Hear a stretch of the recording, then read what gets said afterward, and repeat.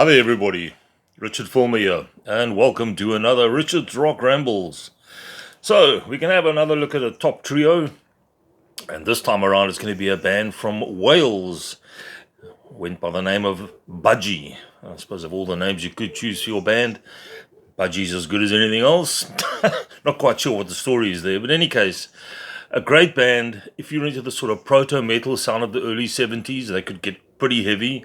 In fact, some of their early albums are almost as heavy as the early Sabbath. They just never caught a break, they never quite made it in the States. I'm not too sure if it was the look that they had. They weren't exactly rock stars, but some great music. So we're going to have a look at my top three, be a very quick video. And down below, let me know what your top three Budgie albums are, or if you haven't come across them, now's your opportunity. And after I've told you a little bit about them, maybe it'll inspire you to listen to some Budgie.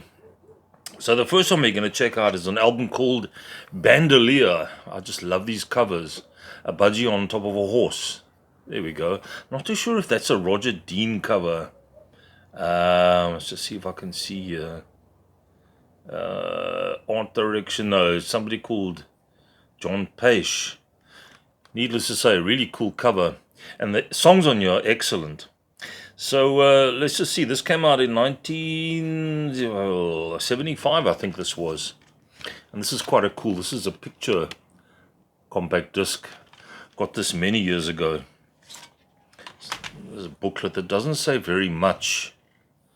Just want to see if I can get you. That's Burke Shelley. He was the leader of the band, the singer, the bass player, good bass player as well. And on drums was a guy called Steve Williams. The drum stool did change from time to time. And on, sorry if this camera's rocking, it's just the cat here. And on guitar was a guy called Tony Borge. Excellent guitarist. So yeah, just want to see what else they tell you a little bit about the album inside there. I'm not too sure if this has been re-released with a budget, with a deluxe version or anything. And but yeah, this is a Bandolier, so this is my number three. So what are the tracks on here, you may be asking? Well, let me just get that back in there. Starts off with Breaking All the House Rules. It's got sort of a mid-tempo rocker. Not all that heavy. Some of the other ones I'm going to be mentioning are a lot heavier. Slip Away. Who Do You Want For Your Love? Now, Burke Shelley's vocals take some getting used to. It's pretty much in the vein of Geddy Lee from Rush. It's that kind of really high-pitched vocals. And it took me a while to get into Budgie. But after a while, you realize it's what makes this band so special. What did I say there was? Who Do You Want For Your Love? I Can't See My Feelings. I Ain't No Mountain. And my two favorite tracks on here, it's actually one track, but it's a part one and a part two. It's called Napoleon Bonaparte 1 and Napoleon Bonaparte 2. Sort of a play on words there. Some monstrous riffing. Tony Borge could get some incredible guitar riffs on this and the other two albums I'm going to mention. Also, what I want to mention is with Budgie, you get a lot of acoustic, very sort of light and shade stuff. They could do the mellow stuff really well. As well as the bludgeoning riffs. So that's my number three. And this is on the Repertoire label. If you can see that there. This is a German label. And they re-released a whole bunch of good stuff from the 70s. And they did, I think, all these Budgies. I'm not too sure if these picture discs are still available. But yeah, there we go. Bandolier at number three. Excellent tracks. Not many tracks, only 6 tracks, but some of them are quite lengthy. Then we come to number two, Never Turn Your Back on a Friend. And that is, yes, that's a Roger Dean cover there. He did a few for Budgie. I think he did Squawk as well. And this is a great album. I mentioned about the acoustic part. There's a track on here, which I'll get to in a second, which is really cool. This came out in 1973. And it starts off with probably their best hit. Well, even people with a passing knowledge of Budgie will know that track, Bread Fan. And starts off with that really cool intro, the guitar, and then it just launches into it. Baby, Please Don't Go, which is a cover. I mean, so many people have done that, but they do a really cool version on here. You Know I'll Always Love You. And track 4, okay, so the You Know I'll Always Love You is a mellower track. That's quite an acoustic bit. Track 4, I love the title of the song. You're the biggest thing since powdered milk. And something about Budgie as well, they had some really strange song titles. I'm trying to think, what was the other one? On Squawk, I think it was. In the grip of a tire fitter's hand. And yeah, all sorts of strange stuff. No, I'll tell a lie. It's not on Squawk. It's actually the next track on here. In the grip of a tire fitter's hand. There we go. I'm getting mixed up with my albums here. So there's 2 tracks with strange names, but great music. Don't let the names put you off. Riding My Nightmares, another sort of a mellower track. And then Parents, the last track. There's also only 7 tracks on here. Parents is sort of like an acoustic song. Really meaningful lyrics as well. Burke Shelley, apart from being a great bassist and a good singer, was a really cool songwriter. Sadly, like, I don't know if I mentioned, he passed away a few years ago. So Budgie as a band are no longer around. They did re-release an album not too long ago. I think it was called You're All Living in Cuckoo Land or something. Not their strongest. You know, they were trying to have a sort of a comeback album. Didn't quite work out.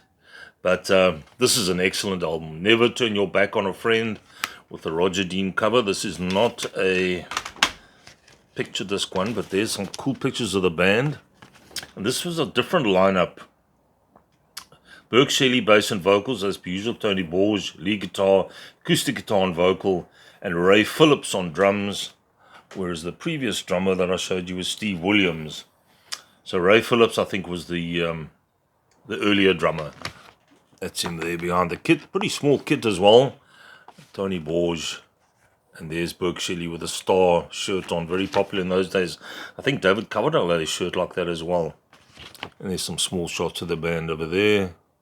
Sorry, not very clear.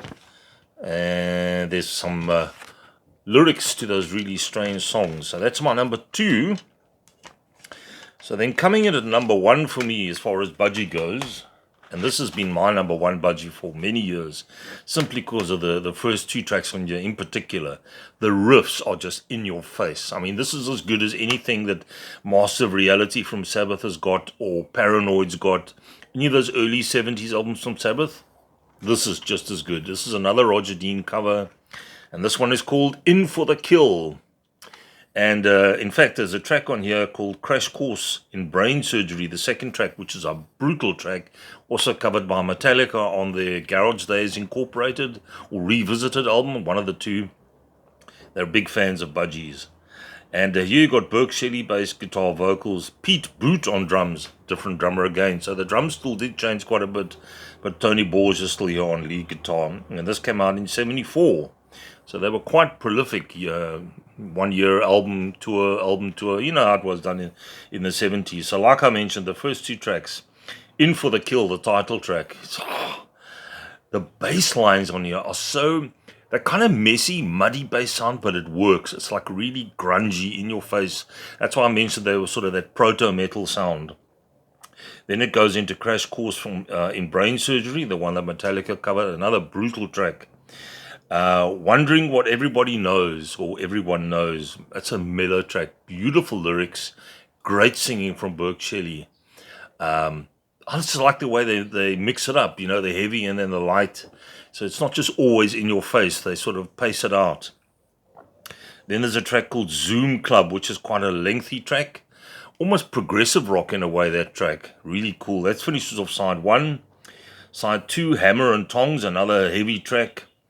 Running From My Soul and Living on Your Own, also a mellower track. This is a must-have. If you want to get into Budgie and you want to start somewhere, In for the Kill, my number 1. There's a few tracks of the band playing there, or a few pictures I should say. And there's all the little red budgies.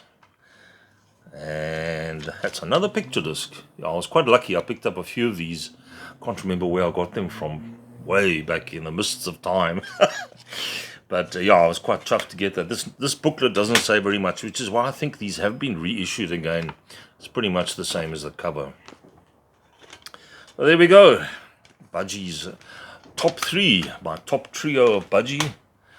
Excellent band from Wales. For me, probably the biggest band to come out of Wales.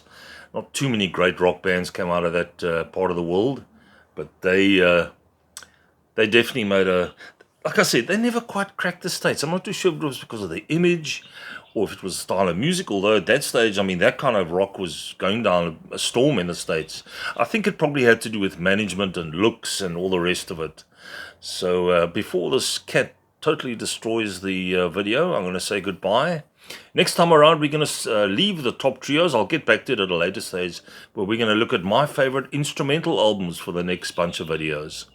Have yourselves a great week. Please, if you haven't done yet, down below, subscribe, give me a thumbs up, and any comments, give me your top 3 budgies.